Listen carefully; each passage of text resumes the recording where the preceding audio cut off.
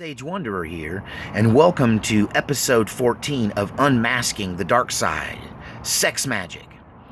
So, I would like to talk first about NEXIVM. If you're not aware of NEXIVM, look for the playlist on my channel titled NEXIVM, and in there you will find a pretty detailed series of videos explaining what NEXIVM is.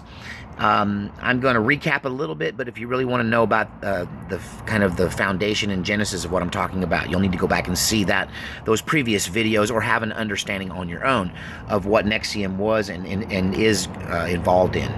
So, but as a recap, a high IQ, self-proclaimed genius named Keith Raniere is the founder of this, and along with a woman named Allison Mack, who was a small-time actress in the WB series Smallville, and how they together were recruiting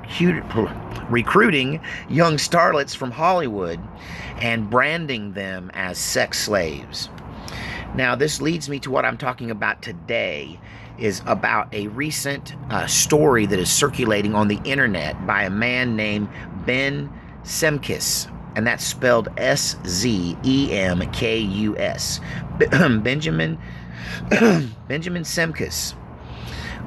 Thanks to a viewer for tipping me off to this earlier in the morning, and I have been researching this all day because Ben claims back in 2007, back in February of 2007, that he attended a NEXIVM recruitment mixer with his girlfriend, and they were both college students at the time. And this party was mainly a recruitment party for a bunch of college girls, specifically out of Yale and some other surrounding colleges. The girlfriend was invited, and he kind of came along as her plus one. And he tells his story on the internet. You can find his story in its completeness in the liked section playlist on my channel. You'll see it there. The thing that sticks out the most in the NEXIVM recruitment party is the guest list, which I'll get into in a moment. But he claims that the people were broken up into small groups that he was not allowed to participate in. Only the girls were allowed to participate in that portion, where they would huddle around in small groups around computer screens and watch snuff films. And I'll get into a little bit later about that, but that's very disturbing. And also the guest list is kind of interesting. The NEXIVM people you would expect to be there were there, of course. Keith Raniere, Allison Mack, the Smallville actress, another person, Nancy Salzman, she's connected to it, and then interestingly enough, a New York State Senator named Eric Schneiderman. Also, Anthony Weiner, and his wife, Uma Haberdine, were apparently in attendance, and Ben Semkus claims to have spoken to them. Also was, I think it's Jason or Jonathan Alefantis, the Alefantis guy from Comet Pizza. He was at this party as well. James Alefantis, that's it, James. And then, interestingly enough, Stormy Daniels apparently was appearing there as well and was a part of this evening event. Now, I really tend to believe Ben and his story about this party because mainly the strongest evidence for me is his description of Stormy Daniels. I actually met Stormy Daniels in 2009, and I was in attendance at a big event party where she appeared, and I got to speak to her when she signed a poster with Storm, had lightning and thunder, and she was in a cowgirl outfit, and she's Stormy, and I think that's what it was like. Anyway, I remember the thunder and lightning, but she signed it, and I got to speak with her momentarily, and I get a sense for people when I talk to them, especially other entertainers. And some of the most really what's the word I'm looking for, powerful and outgoing and confident people in the world on stage are oftentimes very reclusive and quiet and stay to themselves whenever they're out in public or at the merch table, or when you meet them in a restaurant, or just casually, in the studio or whatever. Their stage personality is very different. And that's the case with Stormy Daniels. She was almost awkward. She was very shy. And this guy, Ben, he goes into detail about that encounter and how he shared a smoke with her out on the patio. And it seems like to me that he met her because his encounter and mine encounter were very similar in nature. And he described it in a very similar way. So you've got this party with all of these people that have been connected to various different scandals, sex crimes. Some of them are tied to child trafficking. Anthony Weiner is a convicted child pedophile. He got put in prison for sending pics to little girls. And, Allison Mack and Keith Raniere are both under arrest and being charged with false imprisonment and sexual blackmail and all kinds of things. And But, this guy, Ben, a lot of people are talking about him. It's kind of a small story right now, but I'm feeling it grow more and more as people get the word out. But he disappeared a few days ago, and a lot of people feared that Ben had been killed. And in his initial video, you can clearly see an a semi-automatic pistol laying on his nightstand behind him as kind of a silent witness to his own fear and his own preparedness, because he understands someone might come for him.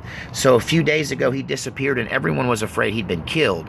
But I have it on good information and from a reliable source that seems to have been following him all along and in contact with him, who claims that he went into hiding, that there has been this publicist who has taken it upon himself to try and discredit Ben and his claims about this party mixer.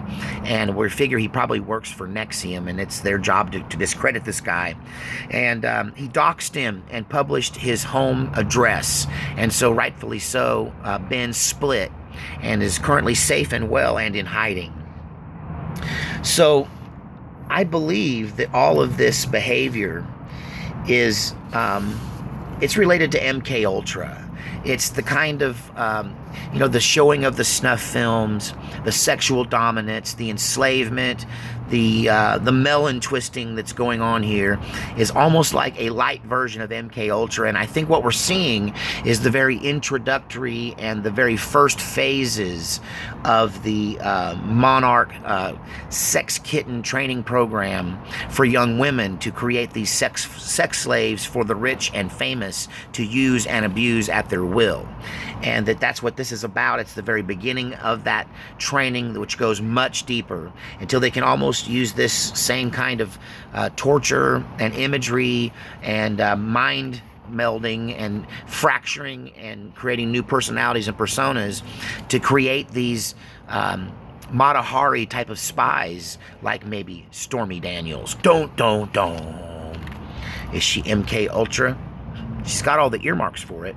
So, the MKUltra connection is manifested in this doctor who was also charged, and his medical license was revoked for using mind control techniques against people's will. In other words, restraining people and forcing them to watch these snuff films. And it does break down the moral responses, and when you do that to people, it makes them less sensitive to murder. So they could witness an actual snuff in reality without throwing up. Because nothing screws up a snuff party like puking. I know that's gross. I can't believe I just said it, but I'm not making light. I'm just saying it's mind-blowing. It's mind-blowing, the things that may very well be going on in these Hollywood gatherings and parties. So what is it about the NEXIVM teachings? What is that all about? They claim it's a pathway to personal empowerment for women through sexual surrender. And they claim that the woman's traditional power base is based in surrender or the submissive role. And that through that submissive role, they can engage in manipulation of people through sexual domination and addiction by playing both sides of the S&M sadomasochistic elements. They can use that to control people. And actually, there is a belief that there's this ritualistic, sacrificial way to possess power through the practice of sexual skills and ritualistic surrender and sexual ritual. And so I also believe that these people are using these MKULTRA sex slaves as currency and trading them back and forth once they're trained up. And a lot of this is going back to what we call spirit cooking or sex magic. And this was really started by a guy named Aleister Crowley, or Crowley. I think Crowley is probably how most people pronounce it. Aleister Crowley was considered the most wicked man to have ever lived. He was a preacher's kid, and you know what they say about preacher's kids? We're the worst. So in his case, he may have been the reason people say that. But anyway, he was a preacher's kid, but his father died when he was only 11 years old.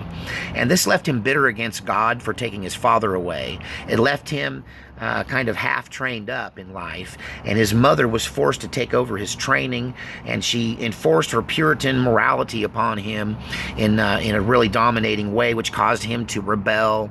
She lost control of him. He became obsessed with the occult and demonology, and when he was a young man, he entered into a guild of magicians and sorcerers known as the Golden Dawn. The Golden Dawn had some pretty notable members, some literary giants like Yeats and Bram Stoker, the creator of the Count Dracula mythology. So Crowley, during this period, he adopted a new evil moniker. He started calling himself and demanded that other people call him Beast 666. So apparently he changed his name to Beast 666. And this was just, I think, an embodiment of his personal desire to rebel as far away from his puritanical Christian raising as possible.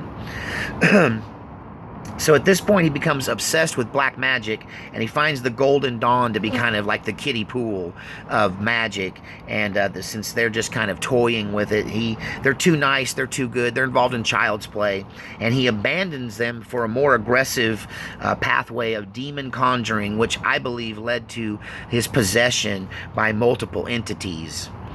In fact, his wife and him honeymooned in Egypt, and his wife Rose went with him to an exhibit of some of these Egyptology items. And when they came to the display numbered 666, which was a display containing Horus and his mythology, and Rose began to manifest Horus, and Horus had a conversation with Aleister Crowley, and he channeled through Rose apparently until Crowley was quite disturbed by all of this and wanted Rose back, and thought maybe he'd lost her for good or she'd lost her mind because she was being possessed by this demon.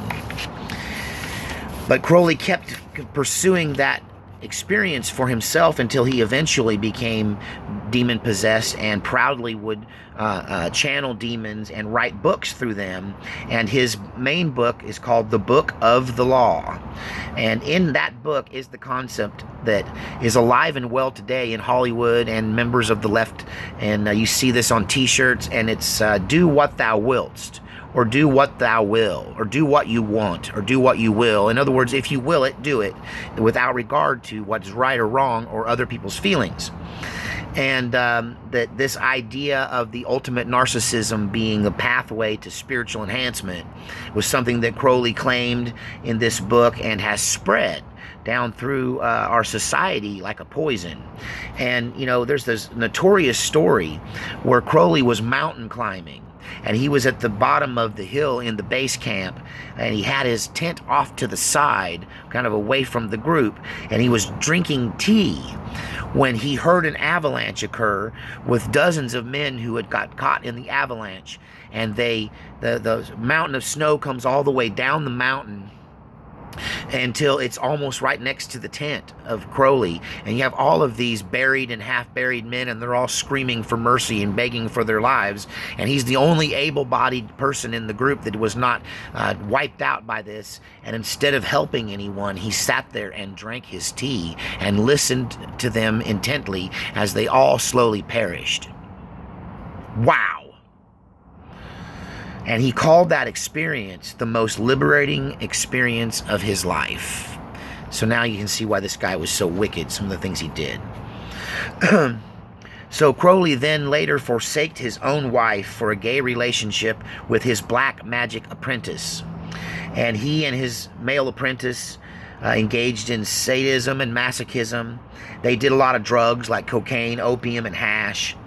And in a moment of epiphany, while he was engaged in a ritualistic act of sodomy on his assistant in the desert in Egypt, he was involved in a ritual in that moment, trying to conjure up Satan himself, when the idea of sex magic came to him, and he gave birth to this doctrine that is now kind of the in and hip thing in Hollywood and higher levels of government.